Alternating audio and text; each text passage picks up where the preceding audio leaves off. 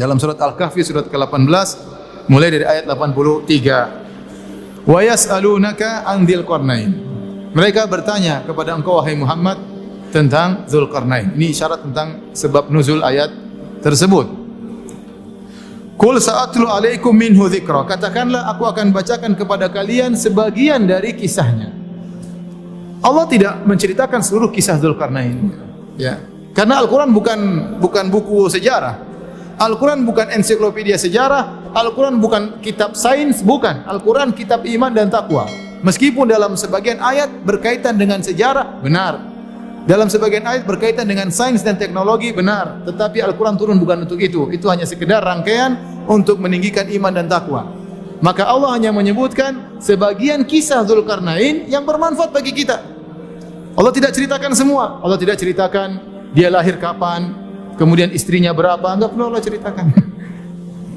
Tidak penting bagi kita, maka Allah tidak ceritakan. Ya.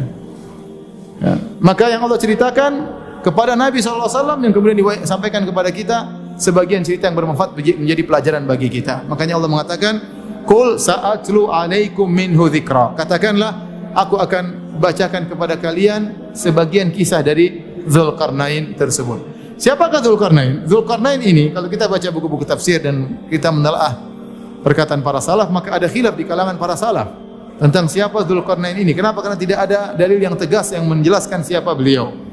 Ada yang mengatakan kana nabiyan, dia adalah seorang nabi.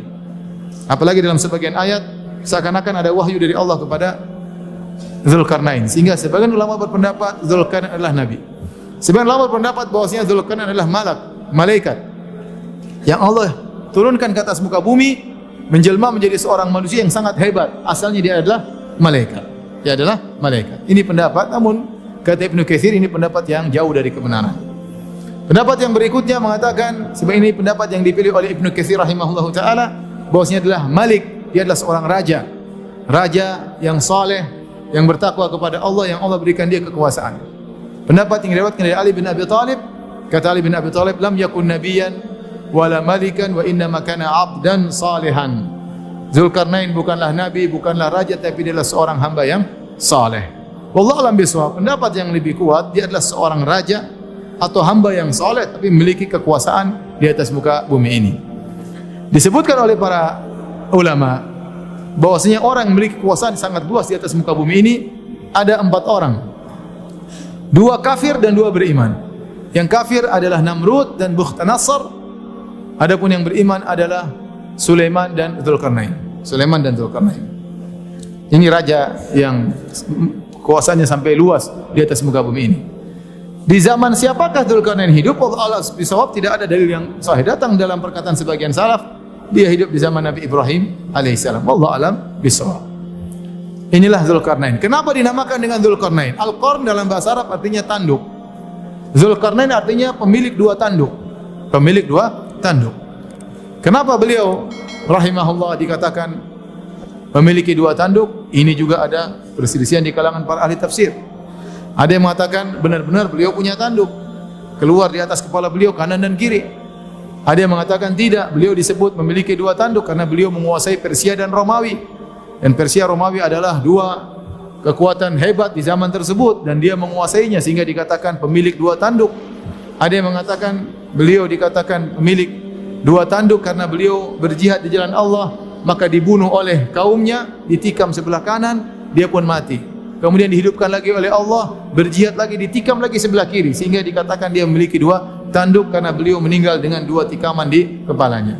Dan pendapat yang dipilih oleh Al-Hafidz Ibnu Katsir rahimahullah taala bahwasanya beliau dikatakan memiliki 2 tanduk karena beliau menguasai timur dan barat. Menguasai timur dan barat, al-masyriq wal maghrib, sehingga dikatakan Dzulqarnain. Wallahu a'lam bishawab. Sebagian orang menyangka Dzulqarnain adalah Iskandar Al-Makedoni atau Alexander bin Philips yang mendirikan negara Iskandaria. Namun dibantah oleh para ulama, dibantah oleh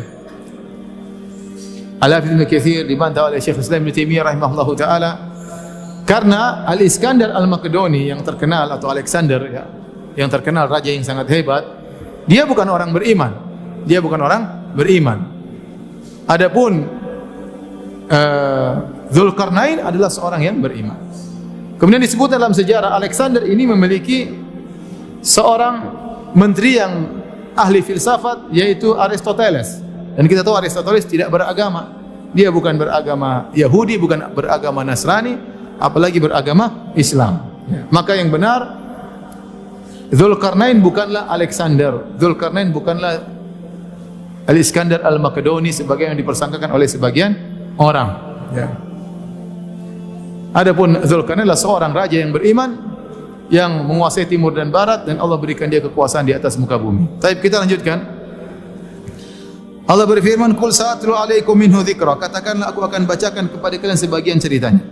"Inna makkanna lahu fil ardi wa atainahu min kulli syai'in sababa." Kata Allah, sungguh kami telah memberikan kekuasaan kepadanya di atas muka bumi. Allah memberikan dia kekuasaan, dan tidaklah seorang mendapat kekuasaan kecuali anugerah dari Allah Subhanahu wa taala. Dan kami telah memberikan kepadanya jalan untuk mencapai segala sesuatu. Dia punya kemampuan yang luar biasa. Segala sesuatu bisa dia lakukan. Dia memiliki persenjataan yang kuat, memiliki pasukan yang banyak, memiliki kecerdasan yang luar biasa, yang seorang raja yang sempurna. Ya.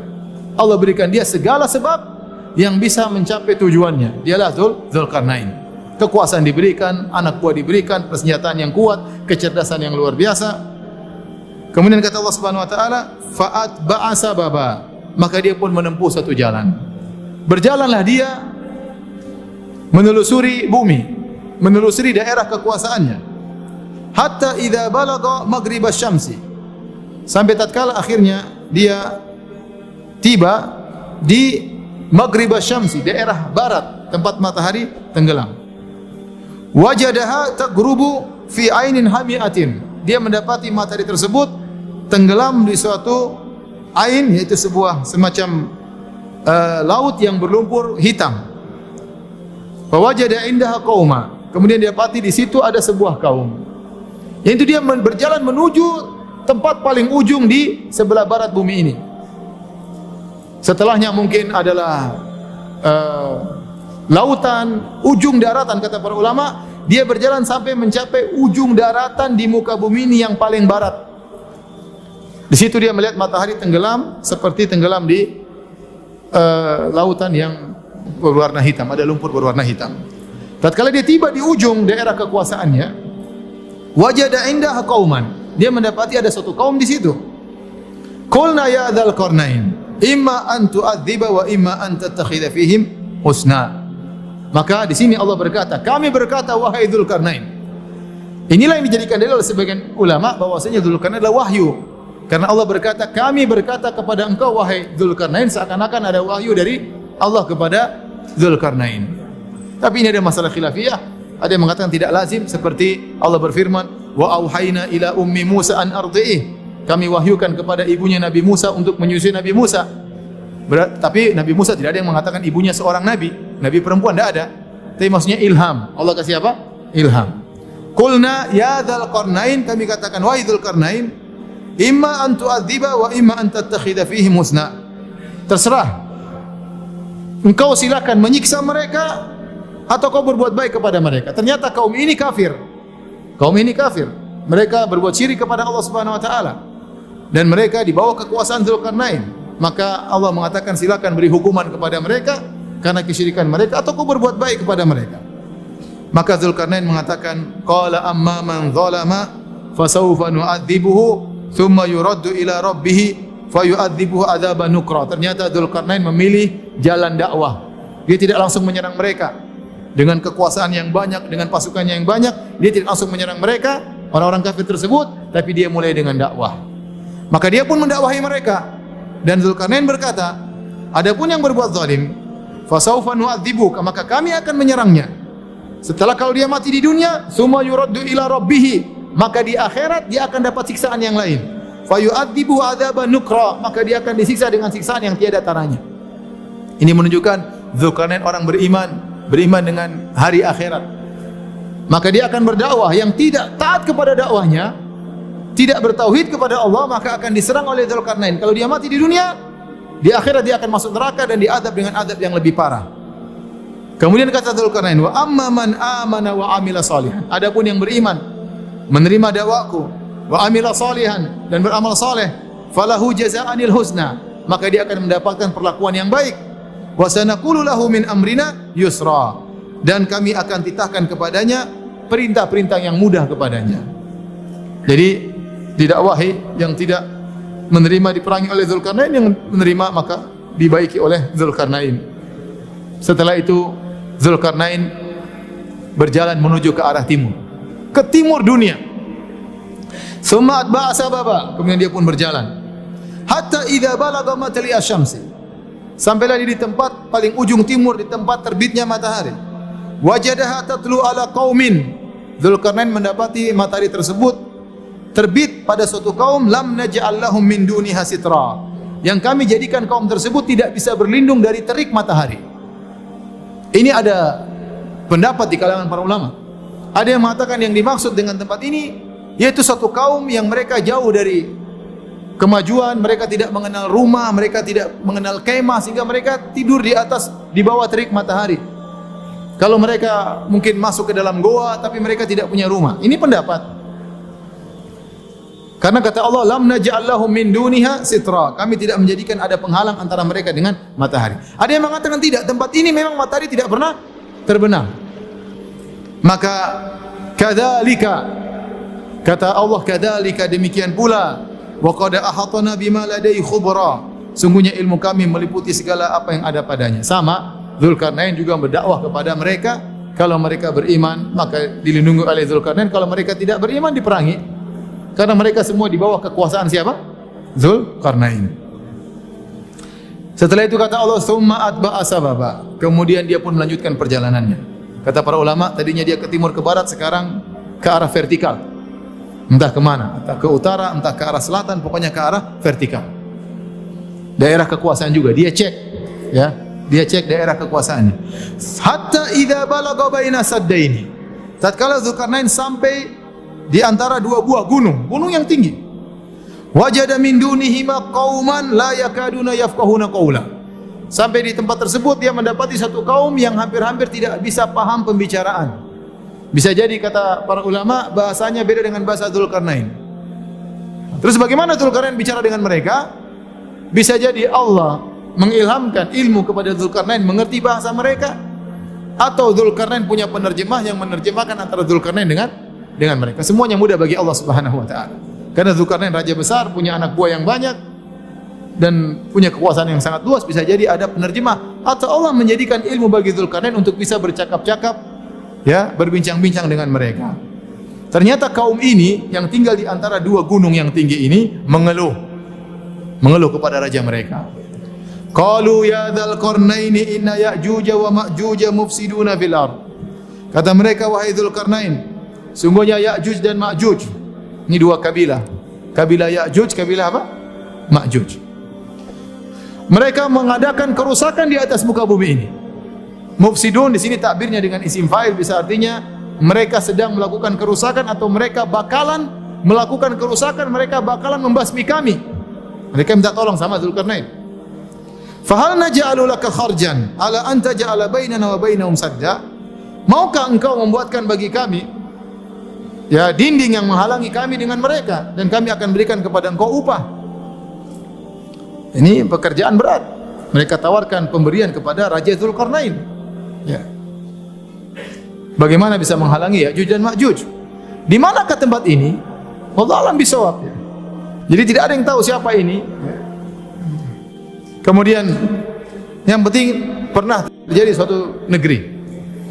Maka mereka tawarkan, wahai Dzulkarnain, kami akan berikan kau upah kalau kau bisa menghalangi kami dari mereka. Maka kata Dzulkarnain, qala ma makanni fihi rabbi khairun.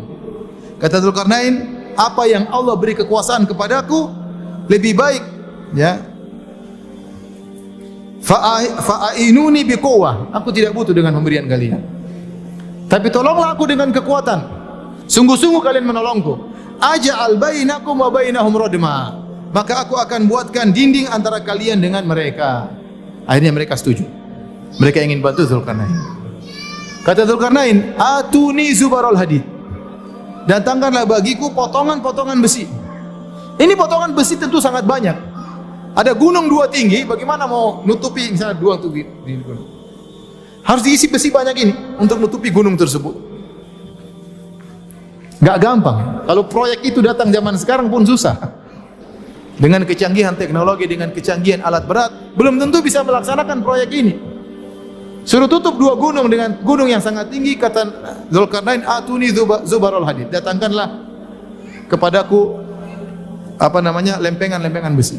Makanya sebagian mengatakan ini daerah Georgia atau daerah apa, karena di situ daerah banyak tambang besi. Ini pernyataan orang-orang sekarang yang mereka-reka di mana daerah ini. Intinya akhirnya mereka datangkan lempengan besi yang sangat banyak, entah berapa ton, entah berapa ribu ton, yang bisa menutupi dua gunung. Bayangkan, dikumpulkan banyak. Kemudian kata Dzulkarnain, hatta idza sawa baina sadafaini, kalau ternyata sudah rata di antara dua puncak gunung, kumpulkan besi banyak. Qalan fukhu, maka panaskan api tersebut, panaskan besi tersebut, dibakar besi tersebut. Pertanyaan berikutnya, gimana cara membakar besi yang banyak seperti itu? Apinya dari mana? Gasnya dari mana? Jadi karena ini punya teknologi yang kita tidak tahu seperti apa. Maka disusunlah besi yang begitu banyak, kemudian unfukhu, nyalakan api. Hatta idza ja'alahu naran, sampai kalau besi tersebut sudah terbakar dan mulai nyala api sendiri, saking panasnya besi tersebut, dia juga mengeluarkan api saking panasnya, dan entah melebur entah apa, ya sudah panas sekali. Hatta idza ja'alahu naran, sampai besi tersebut menjadi api. Jadi apinya semua dari atas sampai bawah semua sudah menjadi api. Qala atuni ufrik alaihi qitra. Kata Dzulkarnain, datangkanlah kepadaku qitar. Ada yang mengatakan qitar adalah tembaga, nuhas yang lebur, yang sudah menjadi cairan saking panasnya, kemudian aku akan tuangkan di atas besi tersebut. Bingung juga gimana cara nuanginnya. Apinya mau dekat saja sudah hangus. Gimana cara nuanginnya? Wallahu alam bishawab. Tapi ini teknologinya Dzulkarnain. Kata dia, kalau sudah jadi api besinya, datangkanlah aku cairan tembaga yang sangat panas, untuk aku tuangkan di atas gunung besi tersebut. Gimana caranya? Manasin tembaga gimana caranya? Nuangin di atas. Gimana? Panas. Lempar dari jauh nggak bisa, harus dituangkan dengan teratur dan rapi. Sebagian orang mengatakan berarti ilmu tentang metalurgi, tentang metal, permetalan sudah ada sejak zaman dahulu. Bahwasanya kalau besi dicampur dengan tembaga menjadi besi yang sangat kuat. Alam qitar di sini maksudnya apa? Tembaga atau apa yang lain, yang jelas di situ Dzulkarnain menggabungkan antara dua logam. Logam besi dengan logam satunya yang menimbulkan satu logam yang baru mengalami reaksi dengan panas yang tinggi, mengalami reaksi menjadi satu logam yang sangat kuat yang tidak bisa ditembus oleh Ya'juj dan Ma'juj. Kemudian setelah itu kata Allah Subhanahu wa taala, famasta'u ayyadharuhu wa mastata'u lahu naqaba. Maka akhirnya Ya'juj dan Ma'juj ingin keluar dari gunung tersebut, mereka tidak mampu. Kata Allah, famastata'u ayyadharu, mereka tidak mampu memanjatnya. Entah gimana, karena saking tingginya atau bentuknya membelok atau bagaimana, mereka tidak mampu untuk memanjat dinding besi tersebut. Untuk keluar mereka enggak mampu. Wa mastata'u lahu naqaba, dan mereka tidak mampu untuk membolonginya, entah berapa tebal dinding tersebut. Dua-duanya mereka tidak mampu. Kata para ulama, di awal ayat kata Allah, famasta'u ayyadharuhu, mereka tidak mampu untuk menaikinya. Wa mastata'u, ada huruf tambahan huruf ta yang menunjukkan ziyadatul fi'il, artinya lebih sulit membolonginya daripada menaikinya. Dua-dua mereka tidak mampu. Wa mastata'u lahu naqaba. Setelah itu Allah berfirman, perkataan Dzulkarnain, hadza rahmatun mir rabbi. Subhanallah, Dzulkarnain begitu hebat, luar biasa. Dia tidak bangga sama sekali, dia tidak ujub sama sekali, mengatakan ini rahmat dari Rabbku. Saya bisa begini karena siapa? Karena Allah. Fa idza jaa wa'du rabbi ja'alahu dakka. Tetapi dia ingatkan, kalau tiba keputusan Rabbku suatu hari, maka dinding ini akan menjadi luluh.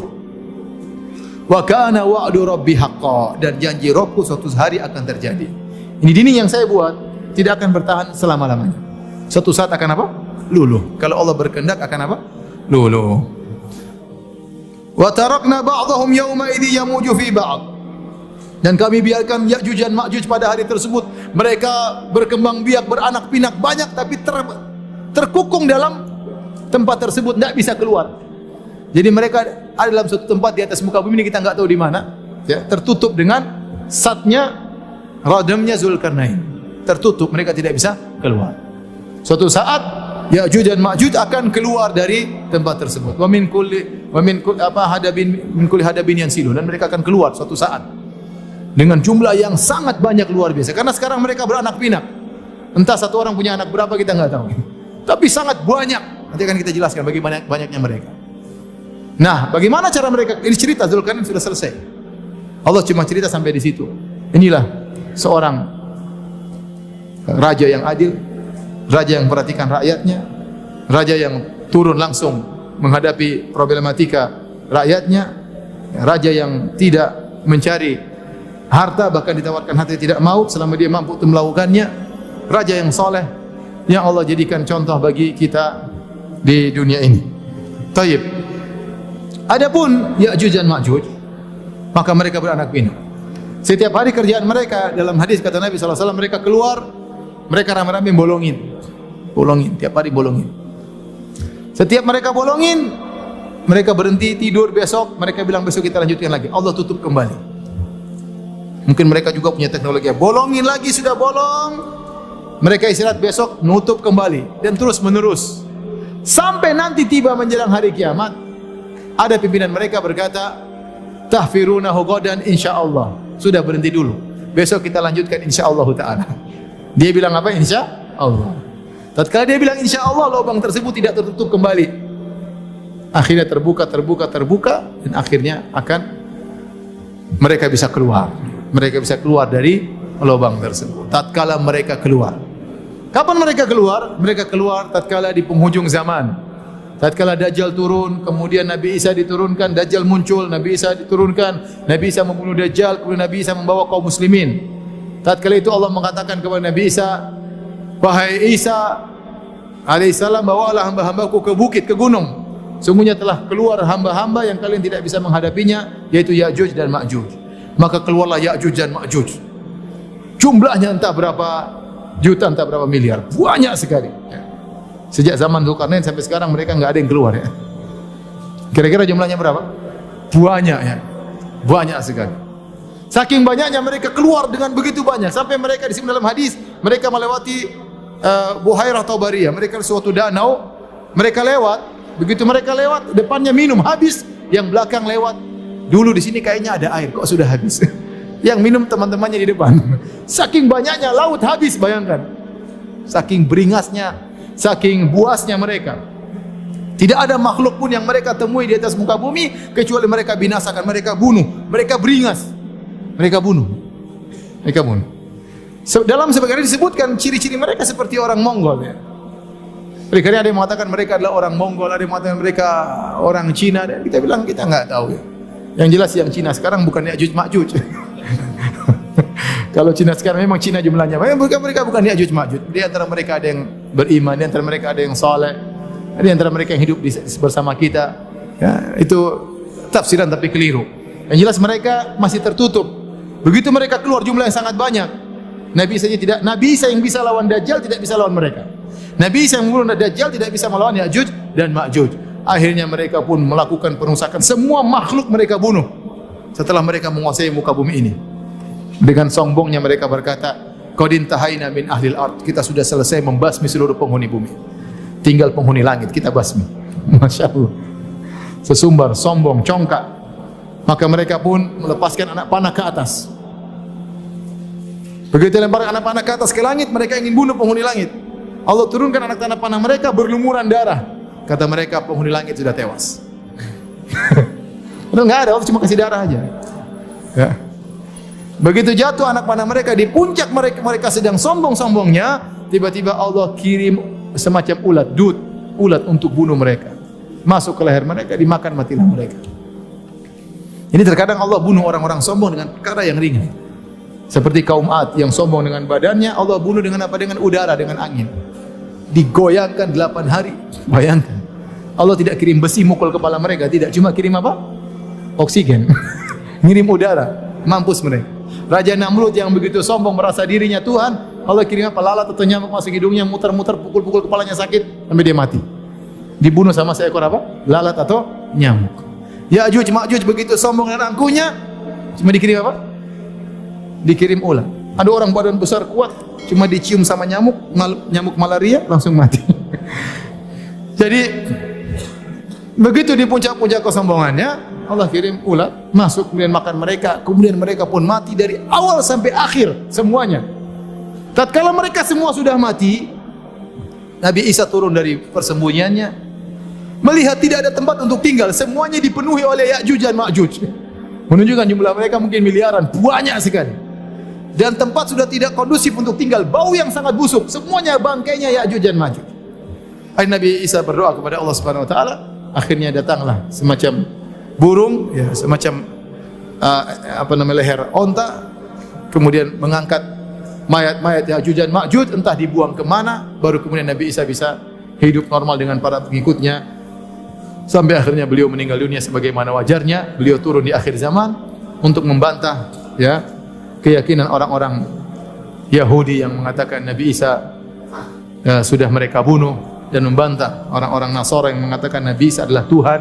Ternyata dia manusia dan dia seorang nabi, dan dia pun meninggal sebagaimana nabi-nabi yang lain. Dan untuk memperkuat keimanan orang Islam bahwasanya Nabi Isa adalah seorang nabi, bukanlah Tuhan.